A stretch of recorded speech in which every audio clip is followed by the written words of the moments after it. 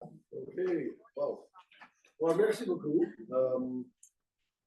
Ce matin, le message ne sera pas comme d'habitude, une prédication sur un texte et paroles. Aujourd'hui, ça va être plus un mélange de témoignages et exhortation. En regardant, oui, comme vous savez, nos vies, notre vie de 50 ans de mariage ensemble, on a fait un regard dans le passé et identifier comment le Seigneur était fidèle dans nos vies. Et je sais que le Seigneur est fidèle aussi dans vos vies aussi. Donc, notre but, ce n'est pas de parler de nous, mais à travers comment le Seigneur agit dans nos vies, de vous exhorter, vous encourager, continuer à faire confiance dans le Seigneur. Il y a un verset dans les psaumes qui dit je proclamerai à mes frères quel Dieu tu es. Je te louerai dans l'assemblée. Psaume 22, verset 23. Je proclamerai, mes frères et sœurs, quel Dieu tu es, et je te louerai dans l'assemblée.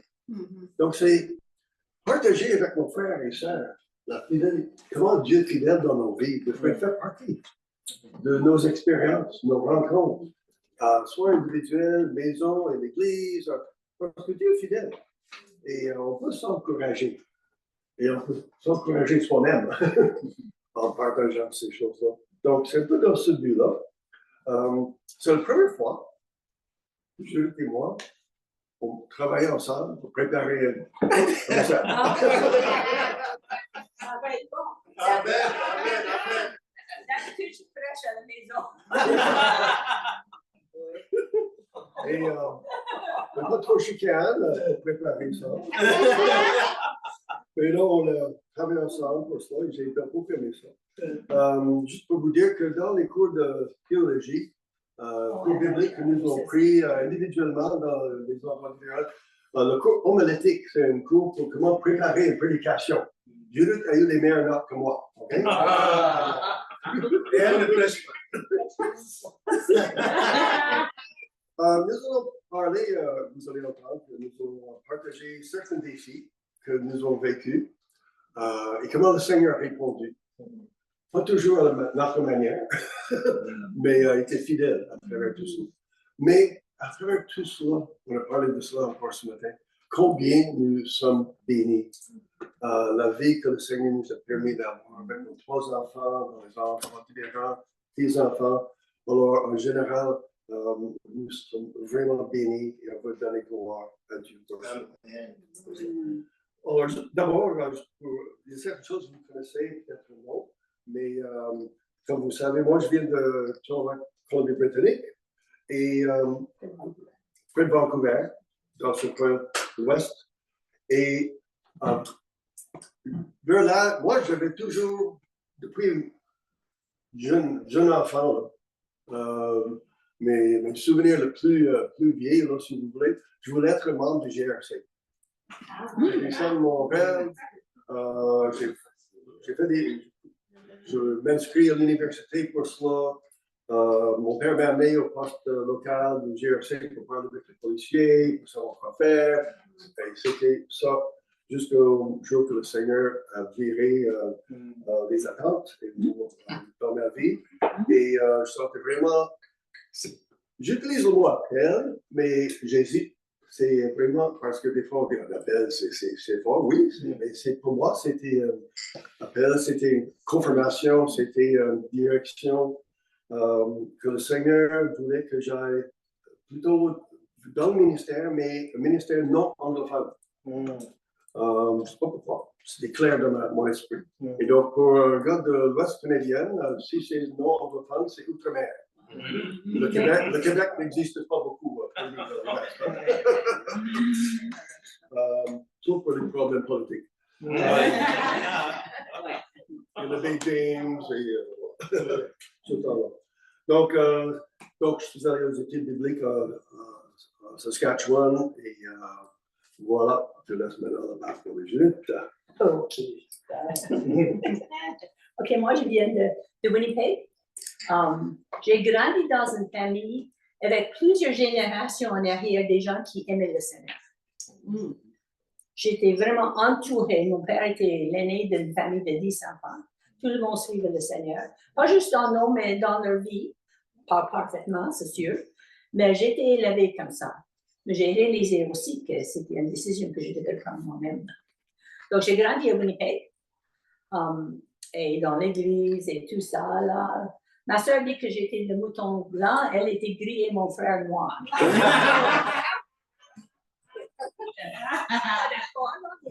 Mon frère était le mouton noir. Ah oui. Revenu au Seigneur. Donc, c'est ça. J'ai fait des études aussi en Manitoba, études bibliques, quelques années là-bas. Et après ça, je suis allée à Trinity Western University en Colombie-Britannique. Oui, c'est là où on s'est rencontrés. Moi, j'ai fait juste. Oh, j'ai oublié quelque chose. J'avais toujours en tête, j'avais un oncle et une tante qui étaient missionnaires, et aussi une tante qui, j'ai nommé, elle avait le nom Judith, son deuxième nom était Judith, et elle était missionnaire en Amérique du Sud, là. Et je savais toujours que je ferais quelque chose comme ça. J'ai pensé comme une fermière, mais non. Mais d'aller dans une autre culture quelque part. Oui. Oui, donc on s'est rencontrés à l'université chrétienne, c'est Trinity Western, tout près de Vancouver. On était là juste pour une année, chacun de nous. Et sans rentrer dans tous les détails, c'est intéressant, mais on s'est rencontrés. Et on s'est mariés le 28 juin 1974, donc c'est vendredi, c'est 28 juin qui est la date officielle, mariage Winnipeg. Et on est retourné à Saskatchewan pour compléter mes études. Et Judith a complété ses études aussi. Et on a gradué en 1976. Voilà, donc on s'est mariés pendant les 2 dernières années d'études. Et comment est-ce que vous discernez la volonté de Dieu? Quand vous êtes devant deux bons choix comme chrétien. Quand c'est un choix entre quelque chose qui n'est pas correct et quelque chose qui est correct, au moins c'est plus clair. Mais quand on est devant nous, deux bonnes choses, deux bonnes directions, deux bons choix, et je peux aller à gauche ou à droite, et les deux semblent corrects, comment est-ce qu'on prend une décision, décider entre ces deux choses? Je pense que pour les croyants, ça c'est plus le défi que nous avons. Et comment avoir la paix? Et savoir que c'est vraiment, oh, j'aurais dû virer à gauche plutôt à droite, plus tard. Alors, c'était pas ça le défi où on se trouvait à la fin de nos études, quand on a gradué, parce que pour nous, c'était aller outre-mer avec l'Alliance, on était acceptés, on avait tout le processus qu'on a suivi, psychologique, rencontres théologiques, tout cela. Donc, tout ce qui nous restait, c'était 2 ans de ministère au Canada et aller quelque part pour l'étude de langue. Mais la chose, c'est que le Seigneur n'avait pas vraiment mis devant nous un peuple ou un pays en particulier. Souvent, les gens disent, je prends en mission parce que le Seigneur m'appelle pour ce peuple, pour cet endroit-là. Pour nous, c'était là, on fait l'application de l'Alliance générale. Envoyez-nous n'importe où. Décidez pour nous. Mais pendant la dernière année aux études bibliques, on a entendu parler du Québec. Et ce temps-là, il y a beaucoup de gens qui viennent au Seigneur dans les années 60-70. Il y a une grande opportunité, un grand besoin pour le pasteur et dans le ministère. Donc, c'était ça les deux bons choix qui étaient devant nous. Les gens nous demandaient à notre graduation, mais qu'est-ce que vous allez faire? Outre-mer avec l'Alliance, au Québec, on ne sait pas. Et c'était vraiment moitié-moitié. Alors, c'était pas clair du tout. Donc, on a demandé conseil d'un groupe de missionnaires qui était professeur là-bas. Ces conseils.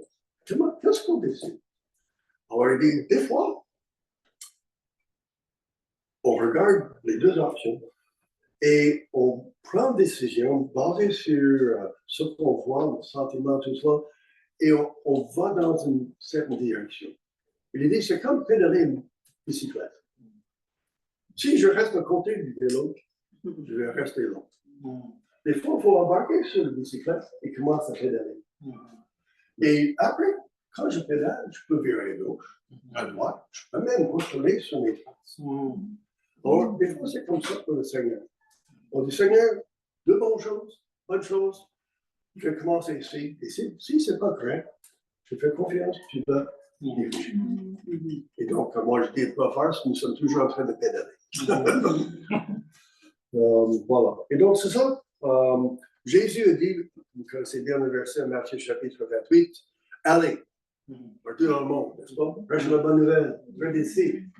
Il n'y a pas de décret. Où, avec qui, comment. Tous ces détails-là, arrangez-vous avec. Et si vous allez à gauche, parce que le premier, je serai avec vous tous les jours. Si vous allez à droite, je serai avec vous tous les jours. Des fois, on attend trop de détails. Il faut juste avancer. Faisons confiance que le Seigneur va arranger les choses et confirmer tout cela. Donc, en 1976, nous sommes déménagés ici au Québec, à Sherbrooke, pour faire une étude de langue. L'année 1976, alors pour ceux qui étaient en vie ce temps-là, vivaient ce temps-là, l'automne novembre 1976, le Parti québécois était élu pour la première fois. Séparation, Canada sera divisé. Les anglophones qui étaient au Québec. Oh, les autres, oui, on était l'inverse. Tout le monde quittait. Tout ce qu'on connaissait, et mes excuses pour vous, les Québécois, pur laine, on ne connaissait pas grand-chose à notre honte au Québec, sauf qu'il y a des grands besoins et le Seigneur donne un cœur, un amour pour le Québec, les Québécois. Mais Montréal était la capitale des meurtres au Canada. Il y avait les émeutes à Bay James. Les grèves de construction. Les grèves de construction. Le Parti québécois est élu, menaçant le pays. Alors, tous ces problèmes économiques et politiques bouillonnaient ce temps-là. Mais en même temps, c'était ce qu'on appelle la grande vague de conversion, d'évangélisation. Les gens, révolution tranquille, c'était dans ce contexte-là. Donc, on arrivait dans un temps au Québec qui était vraiment intéressant. Pendant notre étude de langue, c'était notre premier grand test de foi, de faire confiance en Dieu, parce que c'était le temps, c'était le contexte. Quand on partait avec l'Alliance Outre-mer, on était approuvé, accepté comme missionnaire, et on nous a signé, envoyé dans un pays pour l'étude de langue, et on payait pour, on recevait de l'argent, pas un salaire, mais un montant pour vivre, puis payer l'étude de langue, parce que ça faisait partie de l'investissement dans le missionnaire. Si, avec l'Alliance, la même église, on reste au Canada pour un ministère, comme ici au Québec, alors vous étiez à vos propres frais, c'était à vous de vous arranger. Et après, vous avez terminé vos études, venez nous voir et vous vous engagez. Donc, il y avait deux systèmes, deux points. Alors, on avait assez d'argent pour 3 mois, le cours durait 8 mois. On venait, et c'est vrai, on avait assez d'argent, le loyer, le cours, et vivre jusqu'au mois de novembre. Et, gloire à Dieu, on a terminé le cours de français, la fin d'avril, on était engagé le 1er mai par l'Alliance, et il nous restait $50 dans la banque.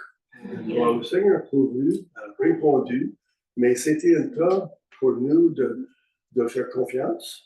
Mais c'était aussi, parce qu'on voulait un borne, un ancre, quelque chose de solide qui était là pendant toutes nos années de ministère. On regardait tout ce temps-là. Et oui, le Seigneur nous a confirmé son appel et on se dirigeait dans la bonne direction. Donc,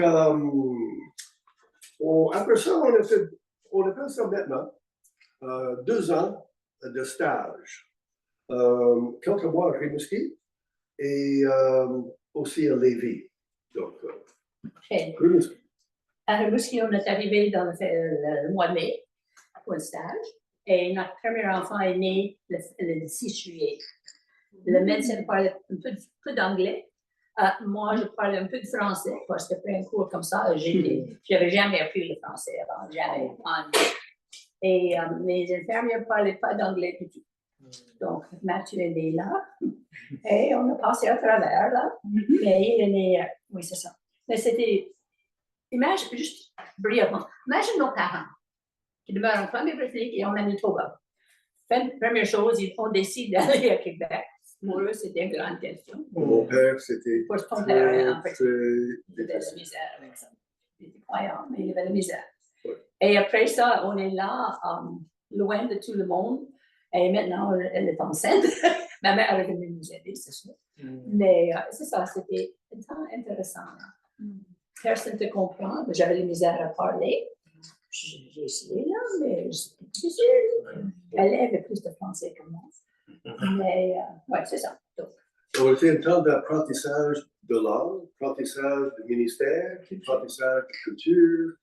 Ça, c'est différent. J'ai appris comment prêcher, j'ai appris comment diriger une église, tout ça en français.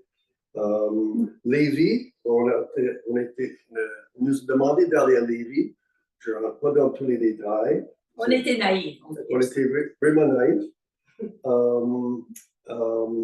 Et après quelques mois, le conseil de l'église, c'est une église plus grande.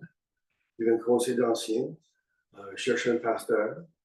Il y avait des femmes qui étaient évangélistes. Mais quand même, après quelques mois, on m'a demandé, ils voulaient m'enlever comme pasteur de l'église. Ils ont pris le décision pendant qu'on était en vacances, on revienne et on a annoncé la nouvelle. Mais on a fait un compromis. Je continue le ministère partagé avec la madame, notre madame qui prêchait là, le ministère. Tout le monde dans l'église accepte le Seigneur grâce à ces deux madames. Mais parce que c'était des femmes, il y avait beaucoup de conflits. Mais avec tout cela, on a dû vraiment revenir sur cette conviction que le Seigneur nous a appelés au ministère. C'était un contrat pour juste 1 an et demi. Donc, on a vraiment dû apprendre sur le Seigneur. Mais plus tard, et souvent c'est cela, plus tard, on a reconnu vraiment la main du Seigneur. Et on reconnaît des années, plus encore, combien ce temps-là faisait partie de notre formation spirituelle. On en avait besoin. Et souvent, c'est comme ça, n'est-ce pas? On reconnaît la fidélité de Dieu et comment il agit dans nos vies plus tard. Et on dit, ok, maintenant je comprends. Mais dans le moment, bon, c'est pas toujours évident. Mais de rester fidèle, même si on n'a pas toute la réponse, on ne comprend pas. Et même si on est un peu, on vit les résultats des décisions des autres. Voilà. Donc, on a déménagé à Sénégal-des-Monts, cherché un pasteur en 79. On était là 10 ans, Sénégal-des-Monts, dans les Laurentides, au nord de Montréal. Jonathan et Timothée sont nés là-bas. C'était vraiment notre premier ministère pastoral pendant les années 80. C'était une petite église. Une année, c'était encore beaucoup plus petit. Les gens nous quittaient pour d'autres églises. Cette église qui demeurait toujours dans les 30 à 50 personnes. Mais l'église était démarquée par beaucoup de nouveaux croyants qui venaient à l'église. Des bébés, vraiment. Bébés dans le Seigneur, pour des raisons différentes. Donc, on a eu le privilège de les accompagner dans le premier pas des études bibliques, comprendre la parole et la foi chrétienne. On était impliqués aussi dans l'implantation de l'Église à l'Annonciation pendant quelques années aussi. Et pendant ce temps-là, on a eu quelques défis, crises, et on a eu la fidélité de Dieu. Une crise, notre fils Jonathan est né, on est déménagé à Saint-Agathe au mois de juillet, il est né le mois de novembre. Mais à 5 mois, il ne pouvait plus garder du lait, rien, il vomissait. Vraiment, on est allé voir le pédiatre à Saint-Agathe. Il a dit, va tout de suite à Sainte-Justine, j'appelle Sainte-Justine. Le père est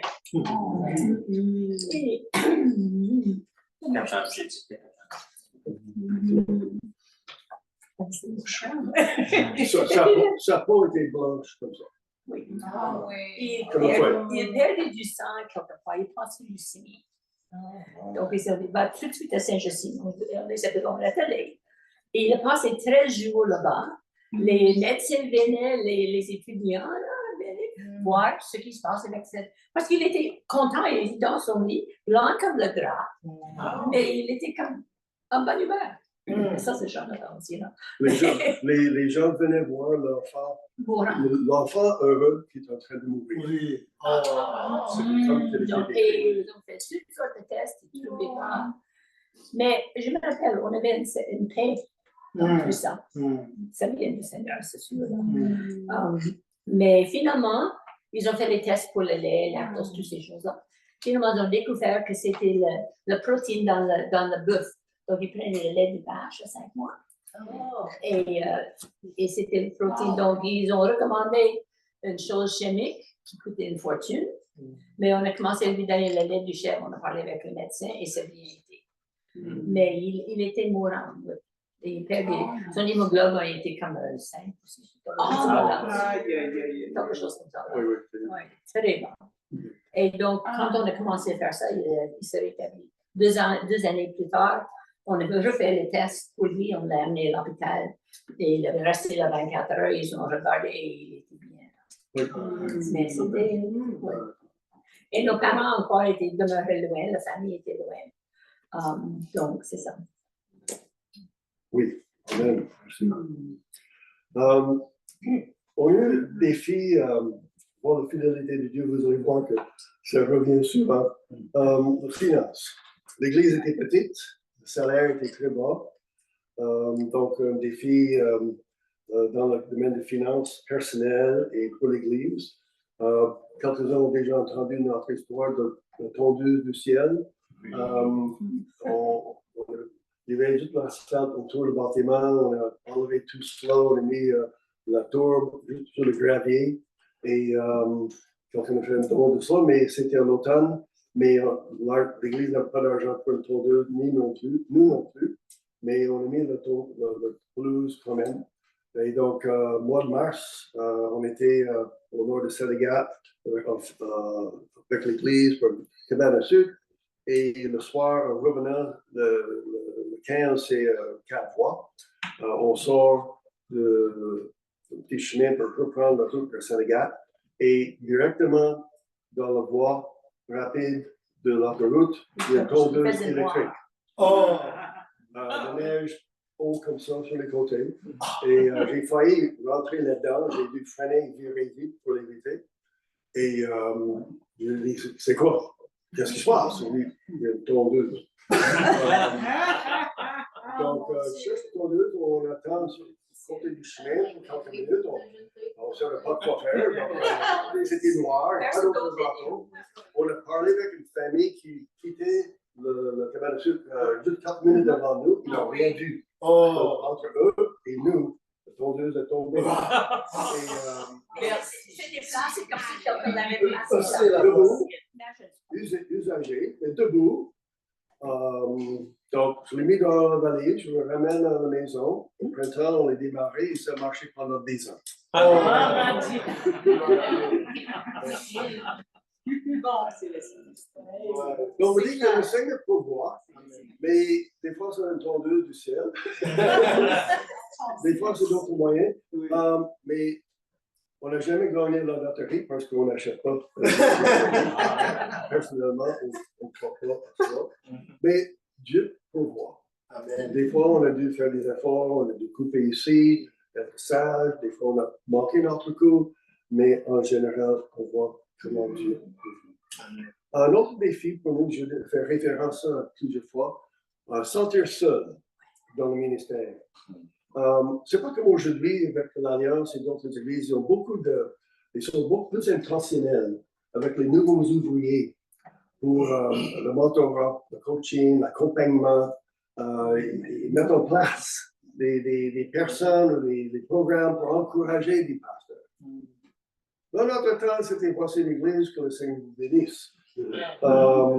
Loin de famille, très peu de contact avec les autres pasteurs de l'Alliance. On a établi une bonne amitié avec une famille dans le ministère pastoral dans la rive sud. Il y avait une retraite des ouvriers une fois par année pour les ouvriers de l'Alliance. Et c'était important pour nous. C'était des petites choses que le Seigneur a fait pour qu'on pouvait continuer.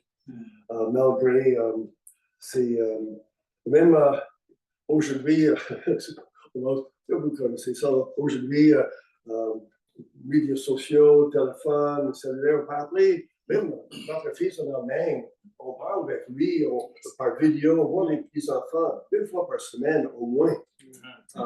Mais ce temps-là, on n'appelait pas nos parents, ça coûtait cher, les lettres, beaucoup moins de contacts qu'aujourd'hui. Mais quand même, ça allait bien, ça allait bien.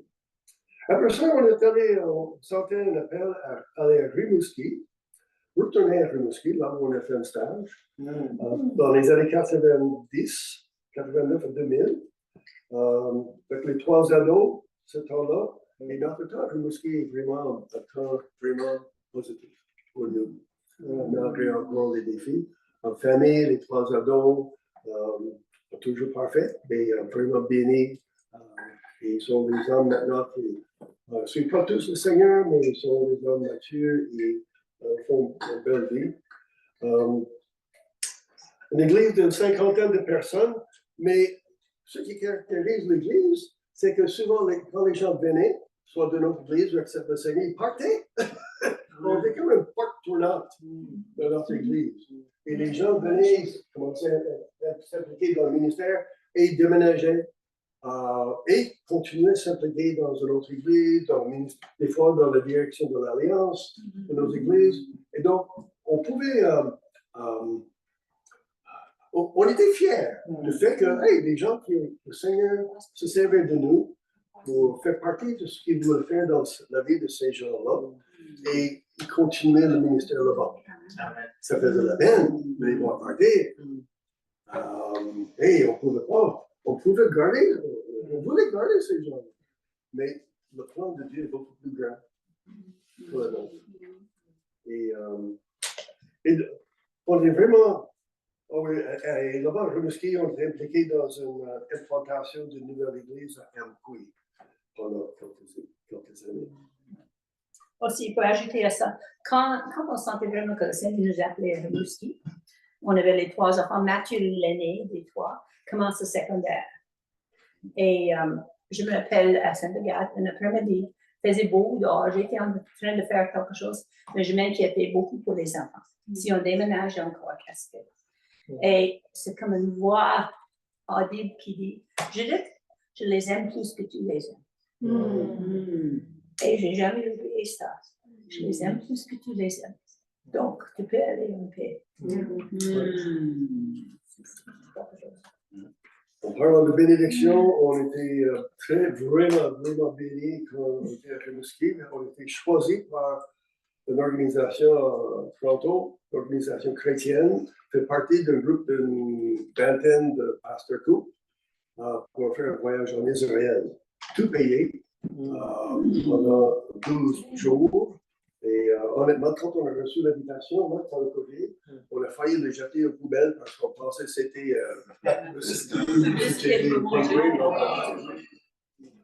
on connaît un couple qui a vraiment jeté ça dans la poubelle. Ils ont dû le chercher. C'était vraiment une expérience incroyable. Un défi, encore, salaire réduit. J'étais en chômage pour quelques mois. Le salaire réduit plusieurs années. On a même dû emprunter l'argent de notre fils. Judith a commencé à enseigner en anglais. Donc, le Seigneur pourvu de cette façon-là. Mais j'aimerais juste vous encourager ce côté-là. Judith et moi, vous encourager ce côté-là. Concernant les dîmes et les offrandes, Il y a Malachie chapitre 3, le verset 10. Apportez donc réellement tout ce que vous devez dans mon temps, pour qu'il est toujours de la nourriture en réserve. Mettez-moi à l'épreuve à ce sujet, moi, le Seigneur de l'univers.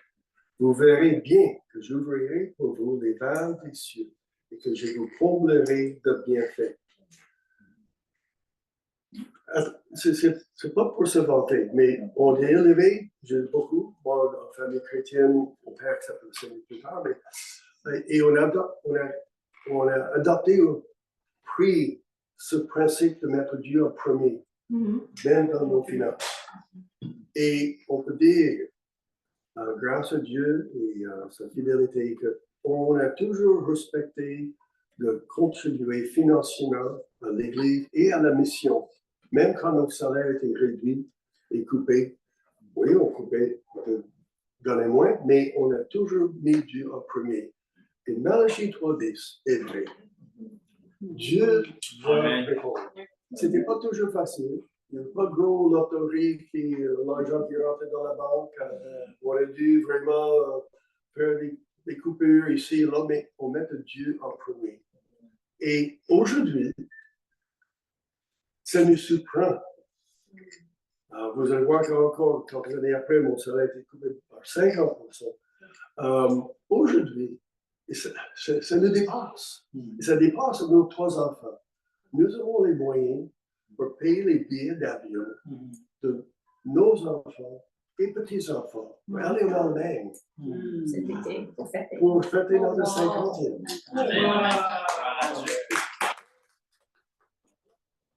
Non, c'est ça, nos gars. Ils étaient ils ne comprenaient pas non plus. Avec tout ce que nous avons vécu, on a et on était tellement d'années en dessous le seuil de pauvreté selon le gouvernement du Québec. On a bénéficié, merci René Lévesque pour les dons d'argent du gouvernement. Mais aujourd'hui, on dit, d'où vient cet argent? C'est vrai, on ne voit pas ce moment-là. On va le voir plus tard. Oui. Ne doutez jamais des promesses de Dieu. Soit pour santé, finances, les relations brisées, d'autres défis que vous allez vivre. Dieu tient à sa parole. Amen. Okay? Découragement. OK. Pendant le temps à Russie, comme elle a dit, on vivait beaucoup de choses là. Et juste pour dire qu'on était bien comme famille. C'était toujours difficile des choses. Mais on a eu, les enfants vont te dire aujourd'hui que vraiment, comme famille, on était vraiment bien ensemble. On vivait bien, là, on faisait du camping parce que c'était moins cher. Tout ça, mais on vivait bien. Mais je me rappelle un soir, pendant ce temps aussi, mon frère était atteint de cancer et il est décédé à 52 ans à Winnipeg.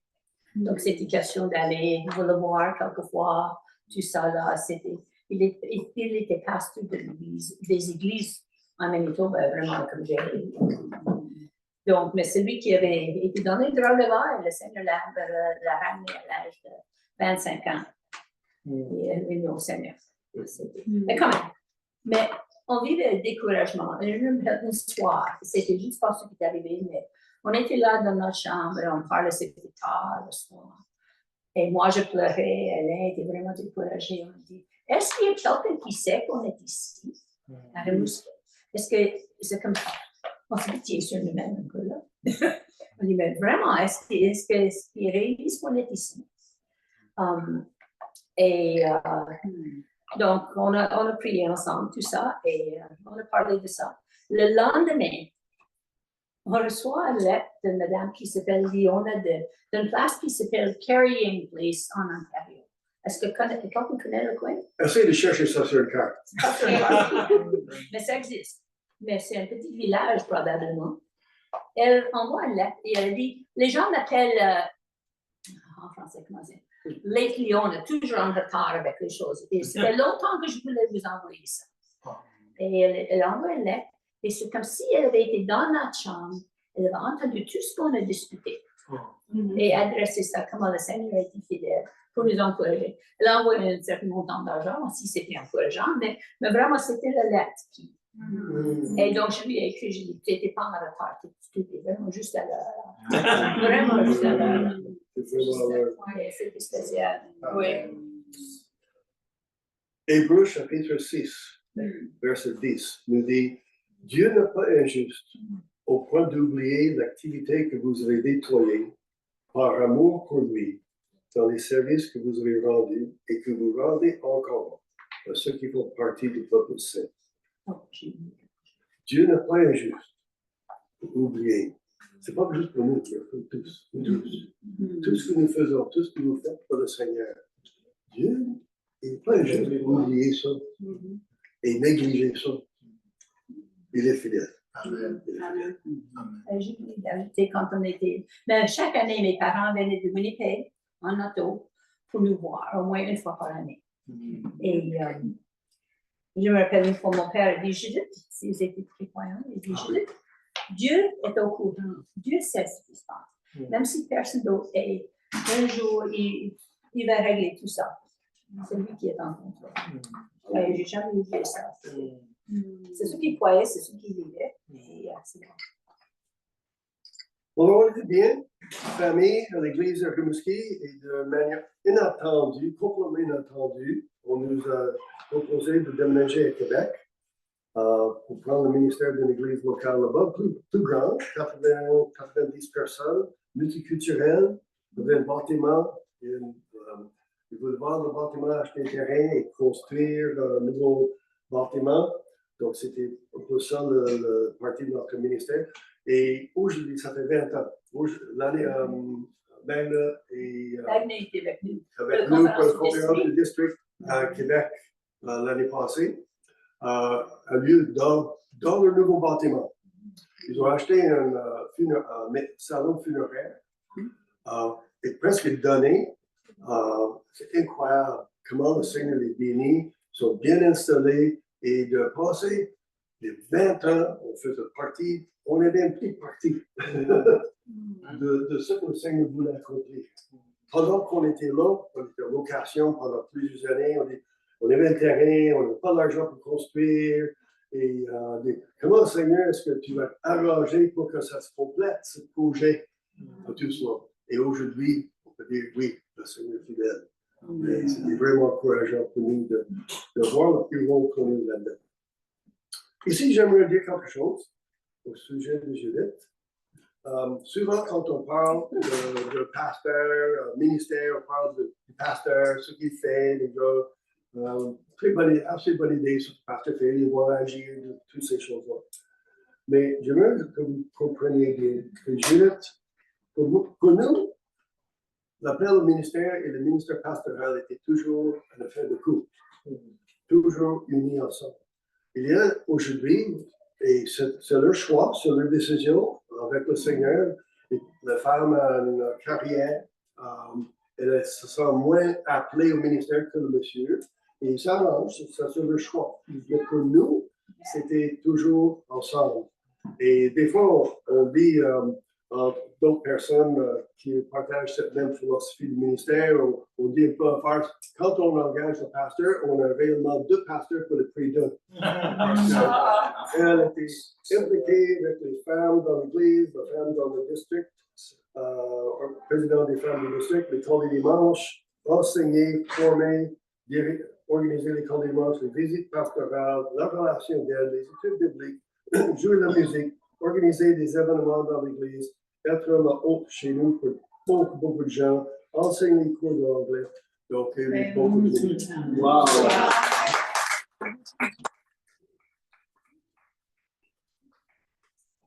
Alors, pendant qu'on est, juste en passant, je ne sais pas pourquoi c'est toujours finance. Mais la maison qu'on avait à Rimouski, ça a pris 5 ans pour vendre. La maison pendant qu'on est à Québec. Donc, on a dû payer pour 2 maisons. Les deux locataires, ils ont détruit la maison. Nous laisser avec les. Dans la nuit, partait et on a perdu beaucoup de milliers, plusieurs milliers de dollars avec ça. À Québec, on a déjà parlé de ça plusieurs. La maison, Quand la maison, on était parti, on revient en janvier, la maison est remplie de fumée, la suie noire partout. Judith est rentrée, sans dans tous les détails. On arrive à des moments différents. Judith est rentrée, elle a failli mourir de monoxyde de carbone dans la maison. Elle a réussi à sortir. Les pompiers sont venus. C'était tout un drame. Ça a pris 3 mois pour rebâtir la maison. Elle était dans un hôtel. Mais, et merci pour les assurances, 180 000 $ pour refaire la maison et le prix n'a pas augmenté $1. Merci. Donc, mais dans tout cela, c'est arrivé, on arrive le vendredi soir, l'assurance, les entrepreneurs venaient samedi pour regarder, ils n'ont jamais vu la maison, avec tellement de dommages, Sans feu, là. sans feu, tellement, il faut tout enlever de la maison, le mur, le plancher, tout. Et dimanche matin, on avait nos valises, parce qu'on était en voyage. Dimanche matin, après l'église, moi, j'avais les pantoufles que j'aimais. Et je savais où, dans la maison, mes pantoufles étaient. Donc, je vais retourner chercher mon pantoufle, parce qu'on serait dans un hôtel, on dit au début 4 semaines, 3 mois. Mais je voulais mes pantoufles. On rentre dans la maison, tout est noir et froid, les plantes sont mortes. Oui, c'est sûr. C'était vraiment, ils attendaient les gens venir enlever tout ça. Je vais dans le corridor, chambre au fond, j'ouvre le garde-robe et je mets ma main à travers mes vêtements pour chercher ma pantoufle. Je sors la pantoufle, ma main est noire, complètement noire avec le suie qui était partout. J'ai pris mon temps, je l'ai jeté à terre. Et on partait. Je pense à Père Judith. Mais quand on quittait la maison, et on part, on touche rien, on part. Et on parle après, on a tous les deux le même sentiment, la même réaction. Quand on a fermé la porte, c'est tout ce qu'il nous faut, tout ce qu'on avait. Parce que pour nous, c'était une perte totale. Tout ce qu'on avait, c'était les 2 valises et une lettre. Et avec le temps, ils ont réussi à récupérer beaucoup de choses, pas tout, mais beaucoup de choses, tout ce qu'on attendait. Mais ça, tout le monde dit oui, priorité, on veut pas être matérialiste, on veut vraiment avoir une bonne priorité. Ce moment-là nous a aidé énormément à réorienter, à faire mise à jour sur priorité que Dieu le premier, tout le reste est secondaire. Et ne pas mettre beaucoup d'emphase sur les choses matérielles. Et ça reste encore aujourd'hui. Oui, on aime beaucoup les choses matérielles, les objets, le voyage, tout ça, mais ça c'est toujours secondaire au Seigneur. Amen. Et de garder ça comme priorité. Je vous lis un texte un peu long, mais quand même, en Philippiens 3. Je considère toutes choses comme une perte. Est-ce qu'on croit réellement ce que je vais lire là? Philippiens 3. Je considère toutes choses comme une perte en comparaison de ce bien suprême. Connaître Jésus-Christ, mon Seigneur. Tout ce que je désire, c'est de connaître le Christ, la puissance de sa résurrection. Je ne prétends pas avoir déjà atteint le but ou avoir déjà conduit à la perfection, mais je poursuis ma course pour m'efforcer de la saisir, car j'ai moi-même été saisi par Jésus-Christ. Non, frères et sœurs, je ne pense pas l'avoir déjà atteint, mais je fais une chose. J'oublie ce qui est derrière moi. Je m'élance vers ce qui est devant moi. Et si je cours vers le but afin de gagner le prix que Dieu, par Jésus-Christ, nous appelle à recevoir. Amen. Que ça soit beaucoup plus que les paroles, mais quelque chose qu'on vit réellement dans nos vies. Tu as répété le verset, s'il te plaît? Philippiens, chapitre 3. Philippiens, chapitre 3, sur les versets 1 à 7. Philippiens 3, 1 à 7. Après ça, c'est un changement de ministère, de type de ministère. J'ai été appelé à être directeur adjoint de nos églises pour le Québec. Donc, c'était plus un ministère de soutien auprès des églises et des ouvriers. Pas ministère pastoral dans l'église, mais on peut dire dans les coulisses, en arrière, pour soutenir, impliqué dans l'administration générale du district, l'organisation des événements, la comptabilité, la formation des anciens, et beaucoup de choses comme ça. Gouvernance, beaucoup. Et c'est pourquoi on déménageait à Mirabel, parce que le bureau était à Montréal. Bon. Pendant ce temps-là, ça va vite, hein? Oui, Une année, c'était l'année 2012, je pensais. 2012. Au mois de janvier, la tante qui était missionnaire, j'étais nommée Judith après elle, là. Elle m'avait sauvé la vie comme bébé. Quand j'étais mourant à 3 semaines, et c'est elle qui était infirmière dans une clinique à ce temps. Elle dit au médecin, il a dit, rien à faire. C'était l'année 50, il n'y a rien à faire. Et elle a dit, il faut que tu sauves cet enfant. Il faut qu'elle vive. Et elle a insisté, poussé jusqu'à quand ils ont découvert le problème. Parce que mes parents avaient déjà perdu les jumeaux juste 2 années avant moi. Il avait l'estomac bloqué. C'est plus bloqué. Quand même. C'est ça. Mais 7 ans, au mois de janvier 2012, elle est décédée. Un mois plus tard, c'était la maman à Alain qui est décédée. Une à Winnipeg, l'autre près de Vancouver à Chilliwack. Et le mois de mars, c'était ma mère qui est décédée. Donc, dans 3 mois, on a perdu 3 personnes très spéciales. Et mon père faisait de l'Alzheimer. Et il était tout seul dans une résidence à Winnipeg. Donc, moi, je voyageais beaucoup pour le voir, pour prendre soin de lui. J'ai une sœur qui demeure aux États-Unis, plus jeune que moi. Mais c'est moi qui avais le charge de prendre soin de lui.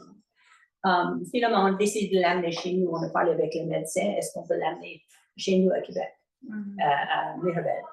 Et ils ont dit oui, parce qu'il pouvait marcher, tout ça, mais il faisait de l'Alzheimer.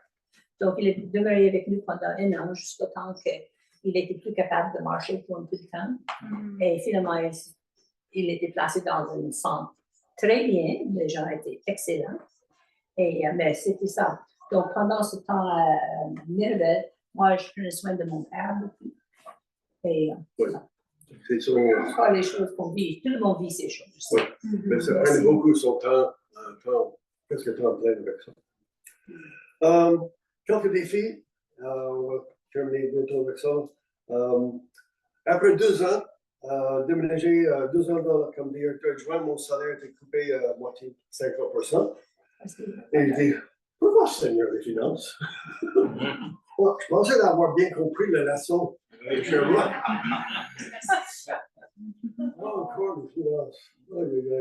Mais le Seigneur ouvert une porte, le ministère intérim Fairview Alliance, cherchait un pasteur, donc j'étais moitié-moitié dans ce temps-là. Dans le district, il y avait un changement de personnel, départ inattendu et soudain. On n'était pas beaucoup, mais les 2-3 qui étaient là devaient partir, pas planifier. Donc, je me trouvais seul au bureau et j'étais responsable pour l'entraînement, la transition des nouveaux ouvriers. Et l'achat de boîte de bas, il faut dire que c'était un temps très difficile pour lui, à cause des choses qui sont arrivées là. C'était très difficile. Oui, très difficile. Je ne peux pas vous donner les détails, il y a beaucoup de détails qui sont privés, mais confidentiels. Mais c'était un temps difficile. Mais le Seigneur était fidèle. Les amis, les gens autour, et Judith surtout. J'ai géré aussi l'achat du bâtiment du district. On était en location, on a acheté un bâtiment commercial à Laval, qui est maintenant le bureau de l'Alliance, de l'Église, une église anglophone qui est là. Et ça va très bien. Donc, j'ai eu le Seigneur pour ma participation dans ça. Aujourd'hui, on est de retour au ministère pastoral. J'aime beaucoup la phrase que quelqu'un d'autre il m'a décrit comme ceci: je suis retraité non pratiquant.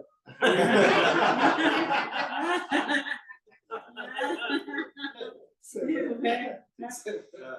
marche très bien au Québec. Catholique non pratiquant, retraité non pratiquant. Et nous sommes vraiment bénis, heureux Le Seigneur nous donne la santé et aussi le cœur pour le ministère, pour vous, auprès de vous, et connexion avec d'autres pasteurs, d'autres ministères. Le privilège d'accompagner les gens dans le cheminement spirituel. Combien de temps encore? C'est dans les mains du Seigneur. On ne sait pas. Mais voilà. Juste pour conclure, quand on parle de la fidélité de Dieu, des fois la réponse est vous connaissez ça. C'est pourquoi c'était plus une exhortation. Des fois, Dieu répond oui, des fois, il répond non, et des fois, on est dans l'attente de la réponse. Peu importe le domaine, sujet de nos vies, santé, finances, relations, travail, études, quoi que ce soit.